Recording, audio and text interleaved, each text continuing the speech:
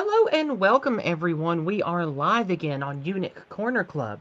Today, I am joined by my regular co-host, KizzaGT. We also have returning co-host, Zenn, which many of you heard my heated discussion with last week. That was a lot of fun. And we are joined for a second time by our friend Pomen. Hello. Pomen is our special guest today. How are you today, my friend? I'm quite fine. I just had a bunch of tea in a very beautiful tea house, so Oh, good. I'm I'm glad in a to good hear that. mood. Oh, good. That's nice. You can tell us about the tea house here shortly.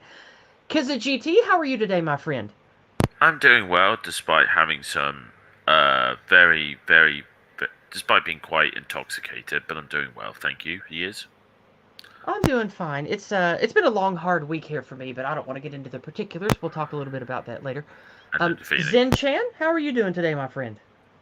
Doing pretty good. I've been getting back to regular stream, and it feels nice to have a schedule, after so many months of just slobbing around the house. Oh, good. I'm glad that you're getting some structure. You're making order from the chaos, as old JBP would tell us, huh? Hopefully. Nah, there's a lot of truth to that, making order to the chaos. You know, making yourself be on a schedule, eating good foods, making yourself exercise, avoiding stuff like drugs and porn. It does give you good self empowerment when you make yourself do that stuff. It's true. Aye. So it's bang on 2 o'clock or 7 o'clock or 8 o'clock wherever you are. It's bang on the hour. So we're going to go ahead and get started here. This week, I wanted to talk about employment in general. Employment in regards to what it's like trying to get work these days. We have Alex in the chat right now. I know Alex has struggled specifically with anti-whiteism and other problems trying to find work here in America. There's a couple of problems I've been coming across trying to find reliable professional employment in America here. And I thought it would be a good topic for this week, especially because Pomen is he's got a good brain for economics and career stuff, so I thought he'd be a good guest for this topic. So, I'm going to go ahead and start us off today by talking about what it's been like for the last year or so, especially in the last 8 months of trying to find work. In America, I moved to a rural place, and in rural America, it's, not exactly easy to find work, but I wouldn't say it's exactly hard either. You just have to know where to look and how to look. But with the craziness of the lockdown and the tentativeness of anyone to want to get invested in anyone else or anything else because of what I assume to be a poor prospect of future economics, I think that it has been, even though I don't live in my rural area, we don't have a harsh state lockdown here. We don't have any ugly local or state statutes that really mess up business. It's pretty much not a lockdown at all where I live, but we have been feeling the effects of it in this area. Businesses are not doing very well. The work contracts that I had doing professional delivery, doing transport driving, they have pretty much dried up. I have almost no work for the last 6 months at all. And I think that the fear mongering and the threat, the instability, has been a terrible detriment to finding work and facilitating normal business and trade, at least in America, that I see where I live in rural America. And I know that none of the three of you live in America, but has it been similar? I know you guys haven't had the riots that we've had, but you've also had likely even worse corona crackdown than I've had. So let's start with Pomen. What has it been like in your area where you live for the last 6 months when it comes to employment, finding work, business, trade, that kind of thing? Well, nothing have changed. Nothing changes here. Oh, We're in a very unique country where nothing changes. The only thing you have to do is to sacrifice your young to Anders Tegnell to make sure that herd immunity stays alive. No, but it's very, to talk about COVID in Swedish society and what changed, it's not even close to anything other countries have faced because we never did lockdown. That's wonderful. I wish that none of us did that here. Okay, please don't do that. Please don't do our strategy. Okay, why It was not? horrible and it failed miserably. Why is that? Only liars pretend that it didn't. Okay, well, all that's right, interesting. so let's take the Nordic nations. We broke the Nordic alliance with this COVID thing. No, everyone knows our government is completely retarded. Pardon, is completely silly at this Yes. point. So Denmark, I think it's 12,000 cases, pretty much Norway the same, which makes it so it's still a bunch, but it's not a lot, and about 500 dead. So our Nordic models should have very minimum amount of spread. In Sweden, we have 80,000 cases and 5,000 to 6,000 dead. Well, let me ask you a question. What are the actual statistics on the number that died? Because here in America, they were reporting over 200,000 deaths, but when the metrics actually came out, it was really only around 10,000 deaths that were actually directly because of COVID. The rest were I mean, if you die here, you won't be reported until probably 2 weeks after the fact, so okay. You won't be part of statistics early on. So you're saying that, like, to me, those sound like good numbers. If you only had around... No. We were the epicenter of the virus in Europe. We did horribly here. Really? Yeah. Only but again, has your American economy suffered though? Yes, Okay. it did. Okay, interesting. I mean, because we're an export country, and we destroyed our trade relations with every fucking country. Yes, it's took a harsh hit. Local businesses didn't take as hard of a hit, which is quite good. And now local businesses are growing very rapidly because of low rent and Well, I hope that we start seeing that here, because in America, especially in our larger cities, it's been the small businesses that have really gotten wrecked. I think in New York alone, I think more than half of small businesses are permanently shut down now, and they will not be reopening. And that's cost, 50,000, 60,000 jobs. Okay, so there are multiple strategies one could have done.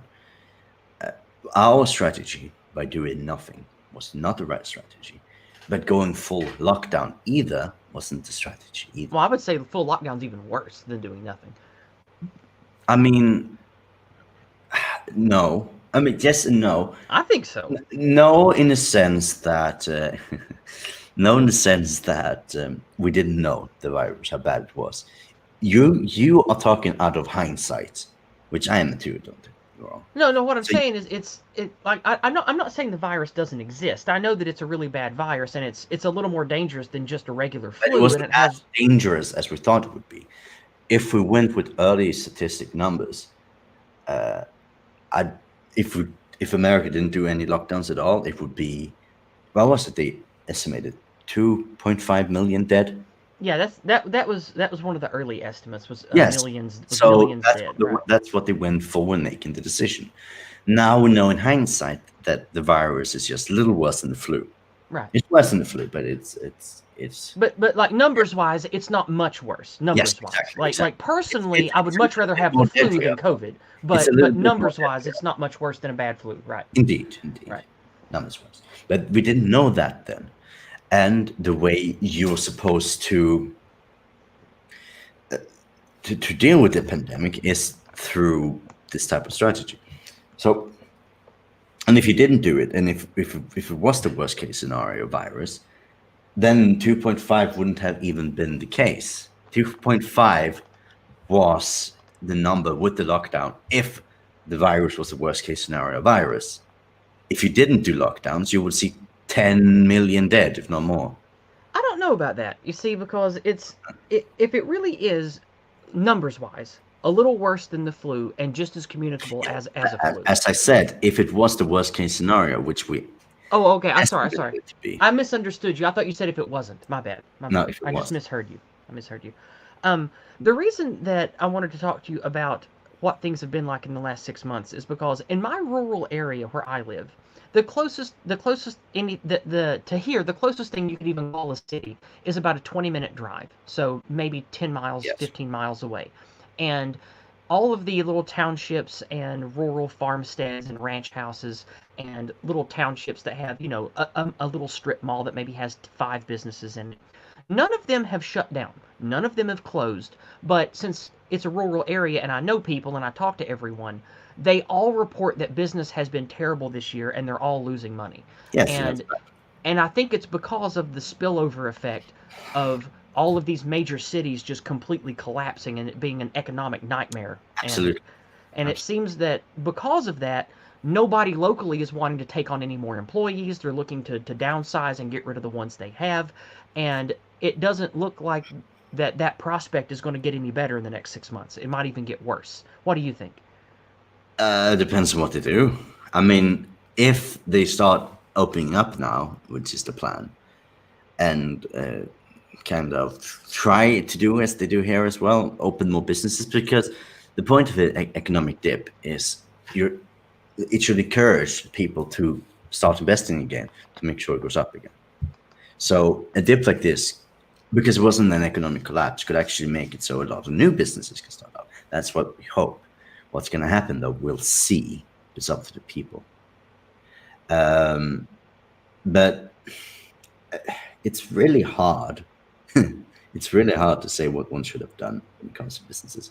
I mean, in America in particular, it's hard. But it's also about speculative trading in local areas. So one of the reasons in Sweden why local businesses didn't close down so much is because people denied that the virus exists.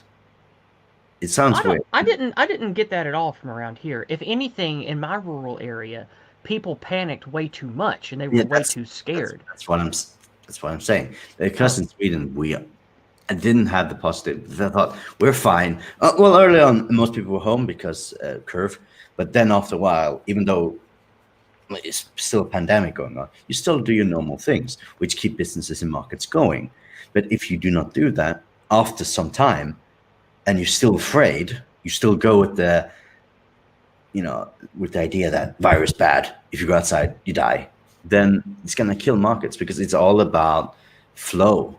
Right, and if there's no flow and if there's no foot traffic, there's no trade. So, if there's no foot traffic and no trade, I had a conversation about Trump and what he's doing. The reason why Trump is actually in and of himself doing so the market goes up is his positive attitude towards the virus. Whenever he says we'll be fine, more people actually consume. Yeah, I think that's a worthy goal. That's a good thing about him, is being positive. Once he was hit by COVID, you saw the market go down. So this is very important, as we saw in the vice presidential debates, where Harris is like complaining about Trump's positive attitude. Right. Well, Trump's positive attitude saved you from a depression. Yep. I agree. So I'd like to let's segue from that, and I would like. Sorry to cut you off, Pomen, but no. I want to hear about the UK. Kizza and Zenn, you two don't live near each other in the UK, correct? One lives central, one lives north, right? I'm northeast, Newcastle. Okay. And I'm south central. Right. Central. Yeah. Now you two. One of you lives a little more rural, and I think, Kizza, you live more towards the city, right? The large city. No, I'm very city. No, you're very city. Okay. I live in the town myself, so. Oh, okay. So I got that backwards. Well, which one of you wants to go first? I'd like to ask the same questions I talked to Pomen about your local area when it comes to employment, business, and trade in the last 6 months. Whichever. Zenn, okay, I'll take first, it. Mate. I'll take it. You go first, buddy. All right. Yep. So I'll put it to you this way. I know that you don't have a career of your own yet. I know you're a young man. But when it comes to the last 6 months, have you had trouble either maintaining or finding work? And if so, elaborate on that a little bit. And if not, speculate on the success or failures of local trade and local business where you live. Well, I'm not going to lie. I've not looked. I shot off, I think 3 things on Indeed, but aside from that, I managed to get a benefits claim back in I think March. No, not March. What am I talking about? I lost my job in March. Basically, I'd filed in for a week off because I'd been working really hard and I had holiday days to get in. And literally, while I was in the middle of my week off, this was March the 20th, I got a call from my work saying, "Yeah, sorry, your job's gone.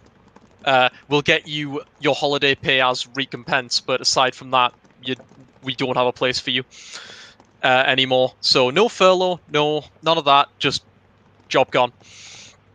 Now, thankfully, I lived with my mother at the time, so I mostly just coasted off of the money I had All right. Okay. Saved up, and then recently I moved into a council house with my girlfriend, and it's been fairly easy to just effectively apply for benefits. You'll So have to you'll have to forgive my ignorance, being a colonist. Uh-huh. What is a council house? What's that mean? Effectively, the local city council will own sort of houses and will rent them out at basically dirt cheap prices. Oh, so it's government assistance housing or government subsidized Well, housing. it's okay. Essentially, yeah, it's subsidized the best way to put it, because even Okay. if you don't need a council house, you can apply for one. Anyone can. They basically have like a requirement scale, so you'll fill out a form. I'm familiar with that. Most Yeah. cities in America have something similar to that, where the city municipality will buy up certain housing properties, fix them up, and make them look nice. And Mhm. you don't actually have to be a part of any government program or anything. You just have to apply to rent there or to buy there. I would like to point out, if we have anyone who is from the UK, they do not fix up these houses. When we got here, this place didn't have carpets. We had to buy our own carpets, and carpets are expensive, as we discovered. That was one of my biggest salts. Well, when I say fix up, I mean they would buy derelict properties and make them livable. Is what I mean. Yeah, fair enough. But that was one of the things that I got very salty about when I moved in was how expensive carpets are. But That's fine. honestly, I made it quite clear was that I am not going to give Boris Johnson any taxes until he fixes this fucking country and lets me have my rights back. I refuse to work for him. I'm happy living bare minimum at the moment. I understand that in spirit, shit. but what a lot of people like you don't realize is regular working class and middle class people, the government doesn't really give fuck all about your taxes. Almost all tax money comes from the upper middle class and very rich people. So even if millions of you that are poor working class refuse to pay taxes, the government's not going to give a shit because they'll barely even notice. So yeah, but at the same time, you've literally seen Boris begging people, "Oh, please go to Cineworld again. Please go to the cinema." I was like, no, I'm not going to do any of that. I live in my house for pretty much all hours of the day. No, I'm not telling you not to do it. I just want you to be realistic about the kind of impact it would make. I understand. That's all. I did. In fairness, there's also other things, which is I do not want to work under the standards at which you probably have to work, where you're washing your hands every half an hour with stuff that's going to crack your hands open from how much you're going to dry them out. Well, then let's move on to something else. That's fine. When it comes to your local area, do you leave your house and go out to your local community and go shopping and interact with people via trade very often? I go to Tesco, so I frequent the big shops normally. It does seem that corner shops are still fairly functional. If anything, corner shops have done quite well because people feel more comfortable basically sneaking off to their local corner shop than they would to the big stores because they won't be in your queues. Immediate area, have you noticed small businesses or any businesses at all having to shutter and go under?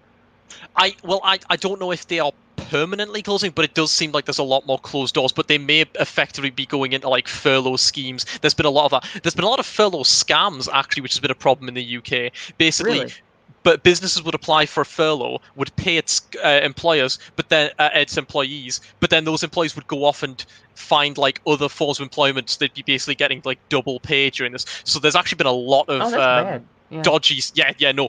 The biggest problem we've Imagine actually that had. the government getting involved fucks up the economy. Who'd ever thought? Honestly, I think I mentioned it a couple of weeks back, but the biggest thing we've been having is essentially the big tax bank. All the government's money has just been being drained. So as much as I'm sure like a lot of businesses have been getting in trouble, at the same time a lot of businesses are basically being pumped directly from our taxes, which is just as bad, obviously. Well, let's shift over to Kizza now. Kizza, where you live, have you had trouble maintaining work or finding work in the last 6 months? Honestly, thanks to my job, I've actually been really, really safe, which I'm very grateful for. But, like, for instance, my local, like, high street, like, during furlough, when we first went into lockdown originally, it literally looked like a ghost town. Other than, like, the local, like, homeless people, literally it was a ghost town. Hardly anywhere was open whatsoever. And what really annoys me so much, so, is that the fact that we had intel back in December last year that something was going on in China.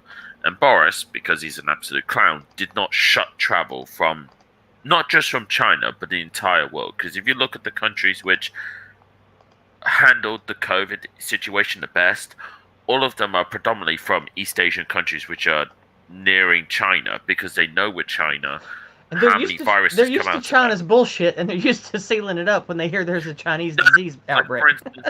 For instance, Japan, right? Because I remember watching this argument between a certain Englishman and an American when they were talking, right? If you look, let's say, what Japan and South Korea did, they instantly shut travel before February. They shut all travel. So if I were to try and book a flight to Japan or South Korea, no flights exist. So even if you was over there prior to that, guess what? You're stuck there, and they're not going to screw you over for it because of the situation. Well, we'll get right back to that. It's a quarter past, and I'd like to remind everyone, if you would like to say specific comments or questions to me or the panel, please use Entropy, and you'll find the link in the chat as well as the video description. Entropy, you can give us super chats over on Entropy, or you can even give us unpaid questions over on the question widget, which is on the left-hand side. So if you have things that you would like to say to us or ask us, put them over there, and at the second half of the stream, we'll be addressing all of those.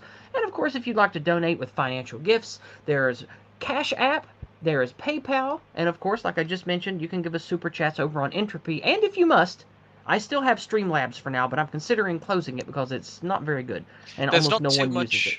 There's not too much questions. I've been keeping an eye on chat. Somehow your chat has somehow descended into talking about anime, so I'm quite confused by that. Well, that's fine. Anyway, let regular chat do what it does. I half ignore it during the stream anyway.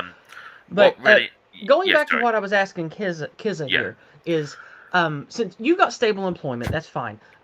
Talk to me about what you've seen about small businesses and commerce itself in your area, and if you think it's impacting the job market and occupation. Oh, honestly, like, loads of places that I know who are local to the area have sadly closed down for good.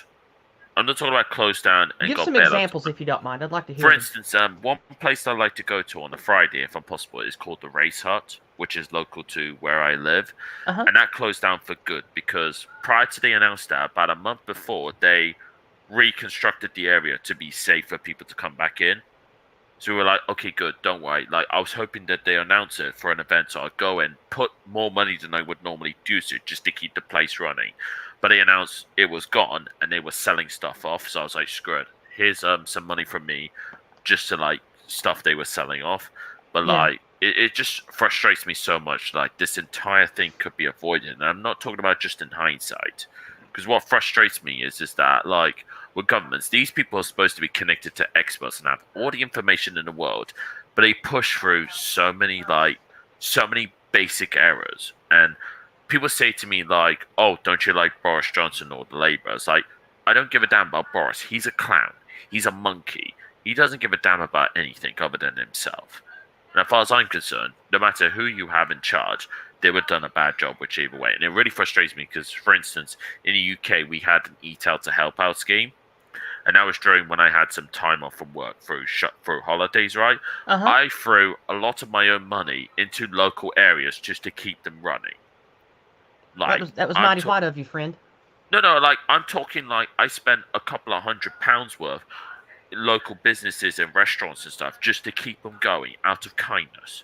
Because when I'm not, because ultimately I got paid during when I had my furlough, right? I was still getting paid, right? And because I didn't have to spend money traveling to work and stuff, I had basically excess money than I normally have. So I was basically using my capital to try and keep like local places up and running out of courtesy. But it's just frustrating. Like, a lot of local places, they don't want to close down, but they're kind of forced to by the government. They're going to say, oh, we'll help you out. But in reality, a lot of places have been screwed over. But the government are quite happily to help out multinational corporations who are happily to furlough people and then basically get a load of money from them to pay off their board of directors. Yeah, that's something. Oh, go ahead. Sorry, I didn't know there was. Sorry. Like, I don't want to sound like a lefty saying, "Oh, screw you, big corporations." But at times like that, where I do sound like a lefty, it's like, "Screw you, big corporations." Well, I mean, no, it's not. No. I don't think that it's a left-right thing, and I've largely left the left-right paradigm type of thinking anyway, as most of you guys know. But I don't think that it makes you a bad free market person or a bad right-winger, if you still like to use that paradigm, to not like multinational corporations, because it seems like these big multinats that have gotten in bed with all the world governments, they are against free trade. They stifle market. They dominate markets. They're almost like a mix of what the old cartels used to be, or the old guilds used to be, mixed with I don't know, big market capitalist monopolies. And I don't think that hating them makes you sound like a leftist. I think in a lot of ways it makes you sound like someone who's intelligent and sees the writing on the wall. That the more that we have our commerce, trade, our mail, our packages, our food, clothing that we buy, the more we have these things replaced in our countries by these multinational megacorps, the smaller and smaller the market share of the actual people that live around you have for trade and commerce. And I think that's a bad thing. But I mean, well, Pomen, you're a big brain econ guy. What do you think about that? Do you think that that's a bad thing? Repeat, please. That's okay. I said, do you think that with the encroachment into almost every type, every walk of life when it comes to business and commerce, like what kind of shoes you buy, the pants you buy, the food you buy, the shipping of packages back and forth, it seems like in most Western countries, multinational corporations are just sort of expanding into every market and taking away the opportunity of anyone to have a competing business or a local version of whatever the multinational offers. Do you see that where you live? And if you do or don't, do you think that kind of thing is overall negative for an area or a people?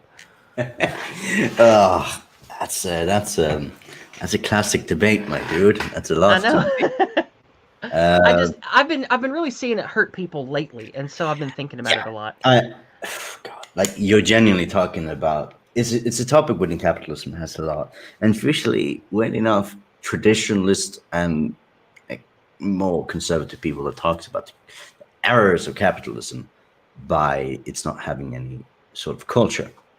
And I mean, let me go back to the tea house I was previously in.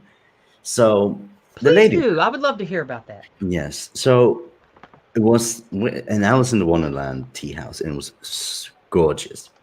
So when you got in there, the ambience were amazing, and the women were beautiful, but not like erotic beautiful, but beautiful. The best kind. The best kind. Oh yes, that alone I want to go back to. Okay. No, but let me get to the point. So I talked to the owner then before leaving. She commented that we were just talking briefly. She was even commenting that the point of the beautiful women, the more traditional beautiful women, is to kind of get men in, and it works. Mm-hmm. Really does. I am of course, sucker. Yeah. Mm-hmm. Yes, but I said, well, one thing with this place is it's different. It's so unique from every other like every other place. And I said, I want this in more places. And she laughed and she said, well, if there's more like this, then you won't come here. Which is true, but then I stated that what many restaurants lack are this more traditional culture in the atmosphere in the room, because it was actually like you went into an estate, a more older estate in the area I'm from. It's a very regional area. It was so beautiful. The coloring was on point, but normal restaurants, I took an example of McDonald's. If you go into McDonald's, you don't have that ambiance. You have it's clean, but it's no culture in it. Right. And a lot of fast food, I would say more over cooperative sort of businesses don't have this culture to it. And that is bad. That is what is lacking. And I do think if they had more of the cultural aspect into it, noticing how important ambiance is, then I don't think people would have that much of a problem with larger corporation. The issue is they don't. Yeah. So it is, I don't want to go into the debate of monopoly and the rest. Sure. But yes, it is bad in how the culture of these big companies come in, and they ruin local culture and local tradition for efficiency. And that's another thing that's sad is here, like just not too far from here, just past a cattle ranch, is a wonderful mom and pop store. It's got a small restaurant. It has a small gas station. Back in the 60s and 70s, they used to rent rooms, but they stopped doing that. They don't have a bed and breakfast anymore. They just have, it's a small little grocery store type convenience store thing with a gas station and a mom and pop restaurant where they sell hot dogs and burgers and corn dogs and that kind of like country fare food. And since the lockdown, even though this area doesn't have a lockdown, people have Yeah. been scared and people have been relying on Amazon, Walmart, and other large corporate stores instead of getting their things from them because they're worried that they're not going to have the cleanliness standards. They're not going out as much at all. And this mom and pop store, like most small businesses that are privately owned, they don't have a cushion of extra wealth or investments or other stores to rely on in a hardship. So I talk to these people when I go to their store, and they're saying that if this keeps up, they might not be able to be open for another 2 or 3 months if this keeps up. And so on the one hand, global capitalism has been good. We have cheap, wonderful technology. We have cheap, readily available medicines around the world. We have laptops and clothes and cheap shoes that are mass manufactured that you can get around the world. Those things are a net positive, I think, in a lot of ways. But like you said about culture, like you said about the people of a local area, it's like the the the deal you make with the devil to have those things is you're gutting the culture and the local capability out of your local community, out of your people, because when you have that stuff, people come to rely on it, and then in a time of trouble, everything that's cultural and meaningful to your people, everything personal, can easily wither and die and go away, and then all you've got left is this soulless, heartless capitalist structure, and that there's nothing there but business and money. Yes. And I think life needs to be about more than that, or that's not worth living. And I guess that's my stance on that. I do recommend if you want to go into more social, well, as I said, popular media, popular entertainment about this question. South Park does this amazingly. Oh, South Park, you say? Yes, they do this. It's 4 episodes, but it's about. Have you seen Tweak? It's a character in South Park which has a tweak. I know of Tweak. Constantly Okay. tweak. I like Matt Stone and Trey Parker, but I haven't watched South Park or any TV in like 10 years, so I'm kind of behind. The point, he's high on coffee. His parents has a coffee shop. And the point with the coffee shop, what it's supposed to represent in the show, is local business, and then there's a larger coffee shop versus big business. So it's local business versus big business. Who wins? Who's best? Who's worse? And the point is, they both have major flaws to them. Okay. Because the local business is based on individual characters. Right. It's based on who is in your local area. Big business doesn't have a soul of sorts, doesn't have a face, but that also makes them unison, same as everything else. So it's not based on character. So again, it's, are you willing for the character? And the issue with the character in the Tweak shop, it's that the parents who runs this are really, really bad people, but they're manipulative liars. The business is great, everyone loved them, but they're tricking the community. So they know better. So they don't, but they still talk about the essence of local businesses versus big businesses. And I recommend watching some episodes of them. Just look for tweaks. Okay, I might look into that. And you said that it's Tweak's parents who run a coffee shop? Yes. Okay, all right. Well, tying this into what I was talking about is, I feel like that, not just in America, but other places in the West, it seems like this, if you want to call it a pandemic scare, or the lockdown scare, or the panic, or whatever, it seems like that the rich and powerful people that want to usher in the Great Reset, or to create the new era of globalism, it seems like they've just been waiting for something like this as an excuse to to push their agenda to try to destroy as many small businesses and make as many people reliant on international global trade as possible. And it seems like a big part of, I don't know, the spirit of this lockdown seems to be to force a social societal change across the West and to break the spine of independent business. Do you see that at all? Because it seems like that's what's happening. There isn't a meaning to it in that sense. I don't know, but you've had people for years now talking about the Great Reset. You've had people like Bill Gates and other rich folks talking about how we have a big panic there's no big conspiracy around it. No, I don't think it's a conspiracy at all. I think it's out in the open. I think that, there's been UN, I forget what they call the UN statements that they put out warning people or commanding people that are part of the UN to do certain things or to pay attention to certain things, like edicts or something like that. But they've even put out before that whenever a pandemic happens, you're going to have to rely on multinational corporations, and you need to start, and local leaders need to do what they can to put hands out to or to facilitate multinationals over local business just to make sure that things are better in a pandemic. Like, I forget exactly how it's worded, but you can look it up. Like, there's a lot of UN stuff about this. And it feels kind of shady to me that a lot of our leaders might be speaking like, oh, well, we care about your safety, when really what they're wanting to do is just help the Great Reset and to push a more globalist agenda is what it feels like to me. What do you feel like? No. You don't think so at all? No. No, definitely not. Definitely not. Okay. Because, I talked about it in another stream previously last week. Okay. About how COVID... I'm only about 30 minutes in. I haven't got through all of it yet. How COVID have made us more nationalistic and is destroying the global homo narrative. I sure hope so. It feels that way.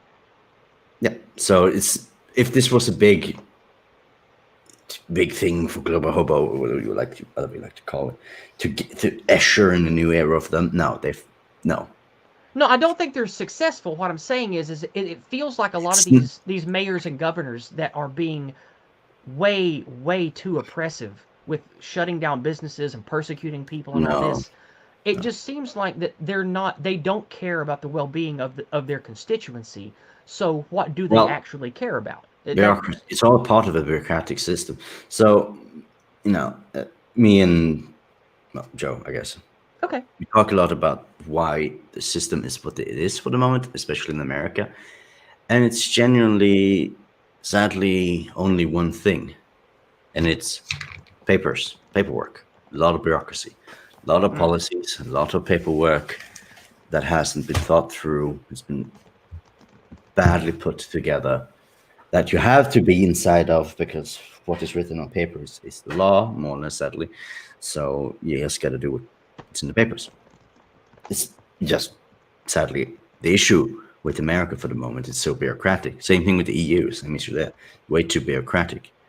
What COVID... I wish we had a lot less government, a lot less bureaucracy. So what COVID did, for example, it actually broke some of the bureaucrats of the EU, because national sovereignty took place before the bureaucracy. So, the paperwork said 500 masks there, 10,000 masks there, etc., etc. What happened was, fuck you, this is my masks. Force, meaning force, broke bureaucracy, because force is the only thing that can break bureaucracy. It's just saying no. Saying no is hard. And if it wasn't an emergency, saying no, because in the paper it says you will be punished if you say no, you will be punished. Yeah. And so another thing I usually describe, which, you're in the Anglosphere, so obviously you do have an issue with understanding how bureaucracy works, even though your America is filled with it. Right. Nigel Farage's UKIP thing about the EU is interesting. And I do really, really like his critique on having to move papers from one place to another and then move it back and forth. There's no point to it. It's like, if you look from the outside, there's no point to it. But if you look on the piece of paper, it's point to it. Your CIA, your ridiculous little CIA, is filled with that paperwork. Oh yeah. They can coup a nation just to fit the budget. Don't get me wrong. I'm not a fan of the United States government or its systems. I don't like them at all. So yeah, so if you wonder why they're doing what they're doing it because it says so. They're not doing it because of the plan. It's not part of any plan. It's just.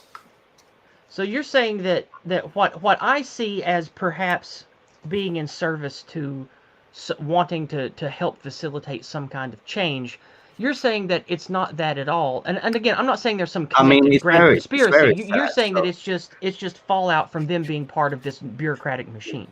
It's very sad. So same thing goes with terrorism. Same thing there.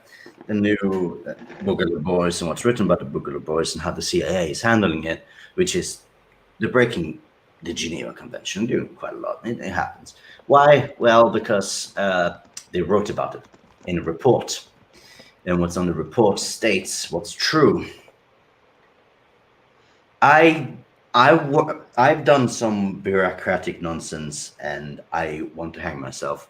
It's the most thing in the world, because what states on the report is true, even though it's not true, and you have to follow what it states. Because this guy is like 1990s clueless. Am I clueless? All right. So yeah, that's why things are what things are. And trust me, don't pay attention to the chat. You will find yourself completely derailed. Yeah, don't worry about it. So again, when it comes to global homo,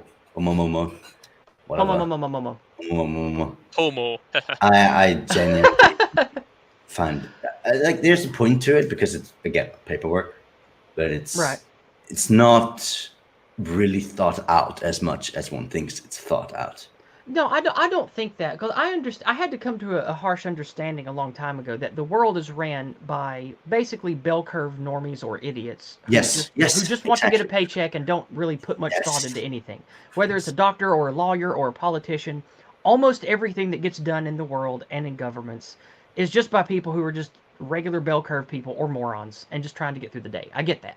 Yes. But when I bring up people losing jobs, market shrinking, business going more and more towards big corporations and multinats, which really are basically a government strata of power in the global government structure. It just seems like these people that are ushering in this horrible lockdown fiasco, it feels like they're all working in service to this zeitgeist. Is what it feels like to me. And it seems like, how can they not know what they're doing? Like, if you work in that stuff, if you work in government, if you work in this, have to care about your municipality, how can you not know what you're doing and what you're letting in? That's just where my mind goes with this stuff. It's always been like that. It's always been like that, though. Same thing with immigration. It's just what's on the piece of paper. Yeah, I mean, me personally, sorry to interject here, but no, like, fine. I keep hearing this, like, politicians say, "Oh, we're doing the best for the country," and I'm like, are you really doing what's best for the country, or are you trying to make yourself look good in front of the public and the media? Yeah, and that's another thing. Like, when you say good for the people, like, I know that it's not the same in your country, Pomen. I get that, but here in the United States, like, there was some good done and there was a lot of bad done. Like, it was good to stop travel, but they didn't stop migration and they didn't stop travel from area to area. They were just like, okay, these people can't come in. Okay, they can come in now. And then, we're not going to take... Yeah, but... yeah, exactly. Now, they didn't actually use a cessation of travel to stop the spread like they said they wanted to do. Exactly. So, but it's just because it states travel is banned, it doesn't mean... Same thing, we had a lot of migrants coming in. I wasn't... Let me finish, and then I'll pass it back to you. And then past that, for months now, they had the systems gummed up. They've messed up intake with all medical services. They've messed up transit. They've messed up public transit. And because so many people missing necessary appointments, you've got people not being able to get to the doctor on time. And to me, it seems like they're causing a lot more health problems and a lot more death than if they just said, okay, lockdown over, everybody go about your business as normal. Like, that's another reason why I feel like this is purposeful to hurt us. And the people that are causing these that are in charge of these lockdowns, how can they not know basic stuff like this if it's their whole fucking job to run a municipality or run a state? You see what I'm saying? It just seems fishy to me. Well, it's not that easy. I guess it is. But, I mean, you don't have to respond if it's I mean, something the that's best too complex. way, It's fine. We can just move like on. if you want to fix the problem, the best way is to get some Minutemen and use. Oh God, I wish, but no, that's not the gonna work. long method. Yeah, I wish, but I don't think that'll work. Like, we talk about that a lot. That kind of stuff ain't gonna work anymore. The issue with the COVID again is how much. Again, I'll go back to bureaucracy, but it's pretty sadly what it is. So two things. We'll take travel. Yeah, travel ban. You can write that on ban travel. Travel ban.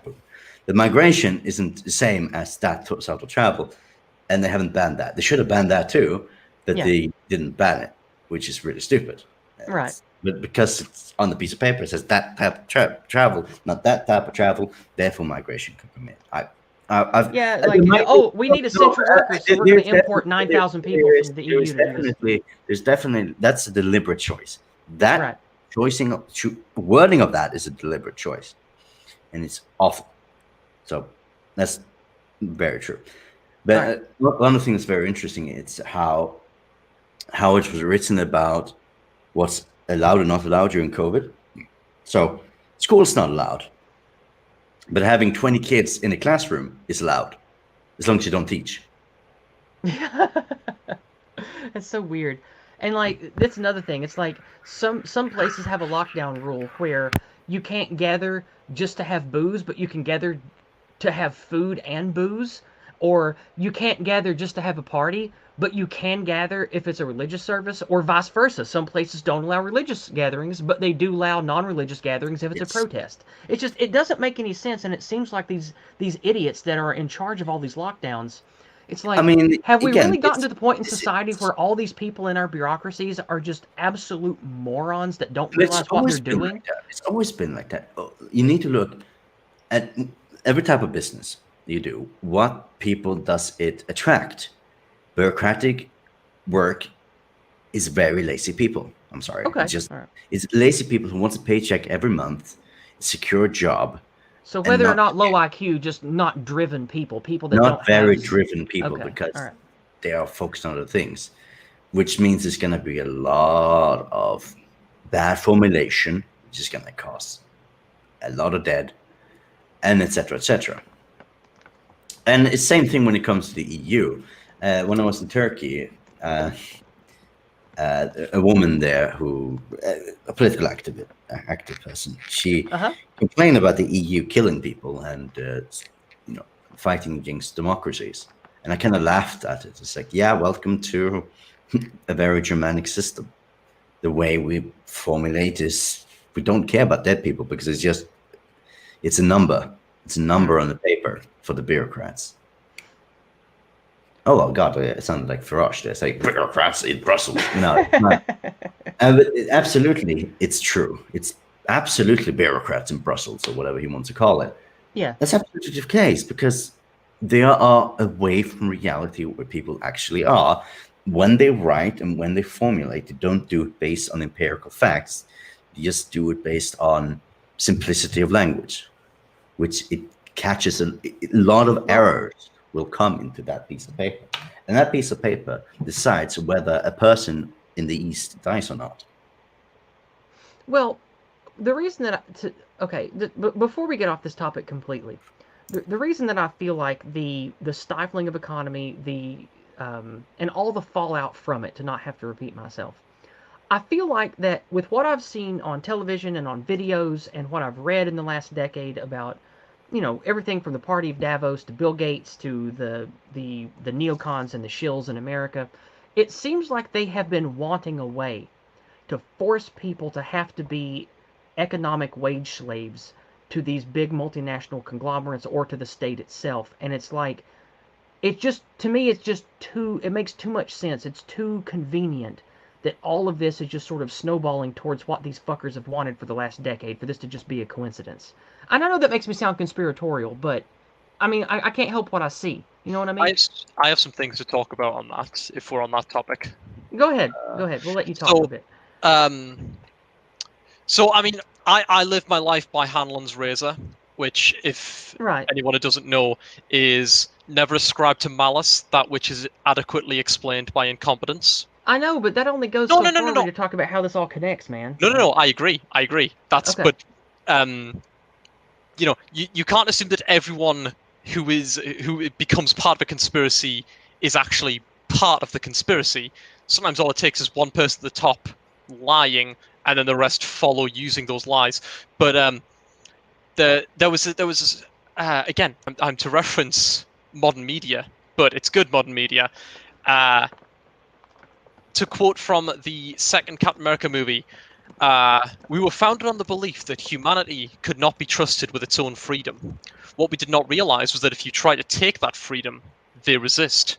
Humanity needed to surrender its freedom willingly. And when history did not cooperate, history was changed. We have created a world so chaotic that humanity is finally ready to sacrifice its freedom to gain its security. We won. It's a speech that gets more and more real every time I hear it, quite frankly. Well, I mean, sorry to interrupt, right? But this whole thing with COVID and that, I can't believe I'm saying this. It reminds me of an old 40-year-old program called Yes Minister. Oh. Yeah, that's very good. That's like when it comes to what I talked about previously. Yes Minister hits it on the fucking head spot. Like, okay, all right. But yeah, so you were talking about sort of like the big corporations, the big businesses. It's the good British man did once say recently in a very excellent quote that we're all going to be serfs of Amazon by the end of this. And right, it's an interesting thing to bear in mind because I have a book here called Hired. It's amusingly it's written by a more mostly left wing gentleman. He's a Guardian writer, but this book's actually really solid. He talks about like what it's like to go through like the minimum wage jobs of England, and he touches upon a couple of interesting things. So, Kizza, since you're British, yes, have you ever? English, by the way. Well, of course. Have you ever had someone in your life say to you the phrase of, "Oh, we've got to get the immigrant workers in because none of the young lads are going to do these jobs"? Have you ever had someone say that? Well, not me personally that I know of, but I've heard this argument at all, and it's all based on BS economics. But please continue. No, exactly. I was once told this by my uncle at a Christmas party when I was talking about how shit things were at the time. Sure thing. But this book actually goes into it, and it goes into it some very interesting things. It mainly refers to What's the name of the book? I'll look it up for us. Hired by James Bloodworth. I have a physical copy. But he references this is if anyone wonders why there's such a big problem of not just illegal immigration but legal immigration too. I should have it on screen now. You should be able to see. Yes, that's the one. That's the one. I shall quote from it. I never did receive an employment contract, so I have no idea as to my rights or anything else I might have been entitled to at work. Any knowledge I did possess was general and had been acquired beforehand. As for my Romanian co-workers, most of them lacked even a rudimentary understanding of the rights bestowed on a typical British worker. However harshly they were treated, in their minds such a regime was normal. It was simply what happened in England, a country where there were two types of people.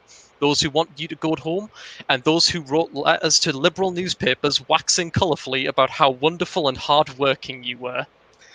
And he goes into it further. I love it. He has brilliant. I went very nerd when I read this book, and I've got lots of the little, you know when you read the book and you get the little stickers to like point out good like entries. Definitely. Yeah, this is the first book I've ever done that with. So okay. Right. He says I did that with Jason Kuna's Go Free book. I really dug into that one and made my own little notes and markers and stuff. This is him referring to working as a factory worker for Amazon. Not a factory, a warehouse worker for Amazon. He goes into it further a little bit later on. The largest employers in Rugley today are Amazon and Tesco, as well as what remains of the power station. In 1986, the main employers had been Lee Hall Colliery, the two power stations, Armitage Shanks, Thorn Automation, and Kelson. The excitement when Amazon first came to town had long since dissipated by the time I arrived. Now the company was forced to bus in people, predominantly Eastern Europeans, from places like Wolverhampton, Walsall, and Birmingham. The fact that a growing number of British people are unwilling to be treated like animals by unscrupulous employers is often viewed as shameful, when it really ought to be considered a sign of progress. British workers have minimum standards with respect to what they will put up with, standards that many of the precarious and poorly paid jobs our economy now relies upon fail to satisfy. I wouldn't do that work, I'll make no bones about it, Alex said of the work I was doing at Amazon. I wouldn't do it because I'd fall out with them, the managers, over how they treat people. Instead, you had to commute out of towns like Rugley to find decent work. So it's interesting. I just thought I'd bring that up because I want to get the topic out, but it's really that's a good read, that book. He goes into lots of different minimum wage jobs and discusses many of them. Interesting. Sounds good. So yeah, yeah, go ahead. I was just going to say, what kind of makes me laugh about Yes Minister is the program itself, is how accurate they can detail the problems with politics as well as the European question so accurately well before this became public knowledge. So, for example, one joke I do have is when they talk about the European identity card, which was what the original idea of the European passport came about was, and they're talking about discussing the whole thing, and they said they compared to the European Union to the Tower of Babel. And I'm like, that's absolutely hilarious. They're comparing it to a mythical concept. But this one makes me laugh. Like, people, it's like there's a joke when the minister says, "Oh, I'm pro-Europe. I'm not anti-Brussels," and it's like, "Oh, I think you're pro-Brussels and anti-Europe." Say, no, good sir, no. It's like, "Oh, but the thing, why?" It's like, "Why did we go into it?" And they're like, "Oh, to strengthen the bonds of the European concept." It's like, no, minister. It's like, why did everyone go? Let me tell you the answer, right? No. It's not that I laugh about it because it's ignorant, because it's just not factually correct. So what do you mean? It's like, everyone went in it for national interest. That's why we went into it, for our own national interest. It's like, why did France go into it? Very simple, because they didn't want farming to have competition. Okay, why did the Germans go into it? To join the human race and cleanse themselves of genocide. Oh, okay, then, so why did this country get involved there? There's a reason. Why did this country get involved? Such reason. And it makes me laugh how you have these international corporations claim to be about cooperation, when in reality they're all in it for themselves. The problem is that some of them have the courtesy to be honest about it, whereas others blatantly lie to our faces about it. Yeah. And what pisses me... Sorry. No, go ahead. No, finish what you said. But what annoys me is so many of the British politicians basically try to play along with the game with being cooperative, and in reality should have just done the typical British thing, especially when you compare to years ago, and just been incredibly nationalist and just fought for ourselves over it, because then we wouldn't have half the problems we had today. Because it makes me laugh when people say, "Oh, the Conservatives are right-wing." Already, if they were super right-wing, why do we have the highest levels of refugees since 2002? The Conservatives aren't right-wing. They're just left-wing. They're just leftist neocons with the... Yes, sorry to interrupt there. I agree with you, but as I try and explain to normies out there... I know, I'm being animated with agreeing with you. Like, I'm not trying to argue with you. I know what you're saying. I get frustrated that people make that point, because... when you look at the legislation, when you look at how the quote-unquote right-wing, the conservatives, have behaved in the last 50 years, it's the same as the left. They just go a little slower. Like, it's... Yeah. But this still kind of annoys me, right? When if you said to me somebody's right-wing, I generally think, okay, then they're an outright capitalist, they're nationalist, so on and so forth, right? That's how I describe right-wing. And obviously some people differ between certain details in that, but that's generally the rule of the world, right? If you're right-wing, you're internationalist versus internationalist. You're capitalism versus communism, and so on and so forth, right? We all agree with that?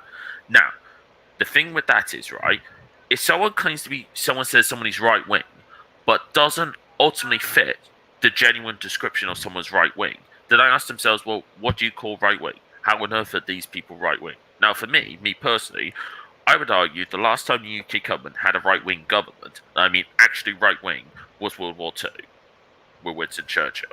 Yeah. And the reason I say that, because I had this argument before with some people, Churchill, as well as previous leaders, were not liberals, they were nationalists, and also child born to unmarried parents. They were ultimately nationalists. Even though he was a shady crook, Nixon was the last real right-wing person we had, and before that, it was all the way back to before the New Deal, before we even had a real right-wing person, a real right-wing presidency or establishment. Like it's messed up. It's messed up just how far back these problems of ours go. Yeah, but what it means is that when I say to people, look, Churchill was, to put it politely, a child born to unmarried parents. He was that. If you look at speeches and quotes that he made, if you saw a modern politician make these quotes, he would have been lauded by the media as so on and so forth, right? Not even Trump says the sort of things that Churchill said back in the 20s and 30s and 40s. Like, for instance, there's this quote where he apparently turned into Parliament quite drunk, and some woman said, "Churchill, are you drunk?" He said, "Yes, dear, but you are ugly. And the difference is, when I wake up tomorrow, I will be sober, but you will still be ugly." Can you imagine if Donald Trump said that? The classic. I wish people would talk like that again. That would be great. No, but that's what I'm saying. He did not give a damn. Yeah.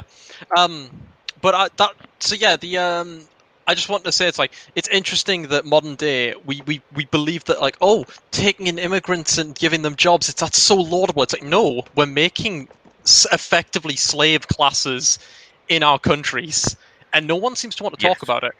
And it's horrific. Sorry to break that in, but this is what kind of pisses me off, right? People say, "Oh, young people don't want to do work." I'm like, hold on, right? If that was generally true, how do you explain stuff that happened prior to mass migration? Because people talk about working on farms, right? Lots of people used to do factory work, when they were basically made redundant. They traveled 100, 200, 300 miles to work on farms.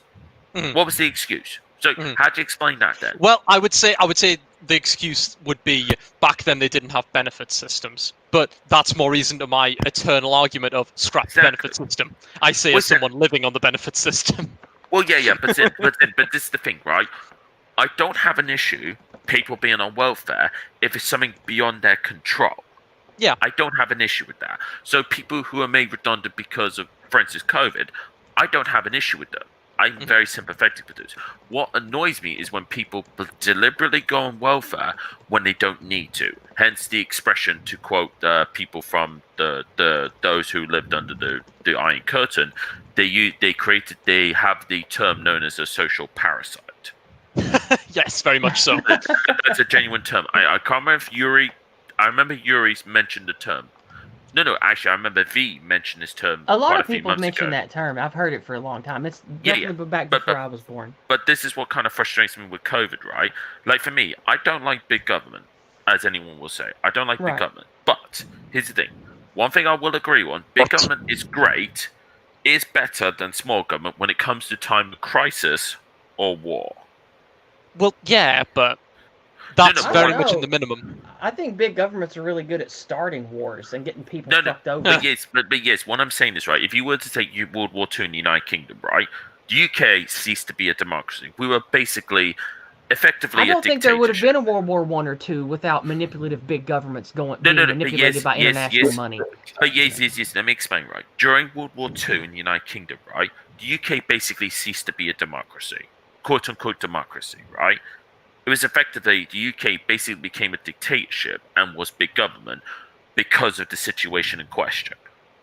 Well, okay, fine, fair enough, but here's the thing. You say that they're really good at when it's wartime, but my point is I never want war, and if we don't have these big cumbersome monopo states with militaries and resource wars, well, then we're not going to have those kind of wars. Well, just because you don't want war doesn't mean others don't want war with you.